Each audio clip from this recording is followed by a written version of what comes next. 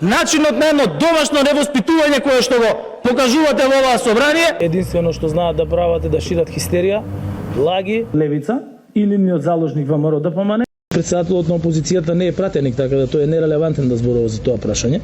Ова се само мал дел од лошите квалификации со кои доскоро се расфрлаше премиерот Димитар Ковачевски за ВМРО ДПМН, но и за човекот кој сега наеднаш стана компетентен да му го предаде и премиерското столче. Иако цела година убедуваше дека ќе најдат 80 пратеници за промена на уставот, сега најден во небрано ја смени реториката. Освен понудата за 5 ресори, Ковачевски е спремен премиерската функција да му ја предаде на Христијан Мицкоски. Со оглед на лицемерието кое владее на политичката сцена, за познавачите не е за изненадување тоа што власта за 180 степени го смени односот кон опозицијата.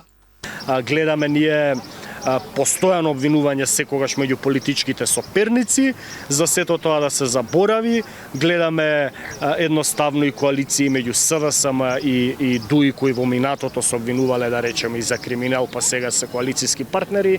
Гледаме и од помалите политички партии кои цело време се менуваат со една и друга владеачка партија. Сакам да кажам, тоа не е изненадно од политичката култура, вклучително и на премиерот и на македонската владеачка партија. Едноставно, за жал, Македонија има многу ниска политичка култура, примордијална и примитивна, многу некултурни, вулгарни зборови се користат во политичкото општење. Христијан Мицкоски, освен од Ковачевски, понуда за премиерска позиција доби и од Бујар Османи во техничката влада, односно последните 100 дена до избори, каде е договорено да има премиер албанец. Опозицијата веднаш ги одби овие понуди, не сакајки, како што рекоа, да навлегуваат во лицитации. Бараат да се прифати еден од нивните два предлози: уставни измени со одложена примена или предвремени избори на есен.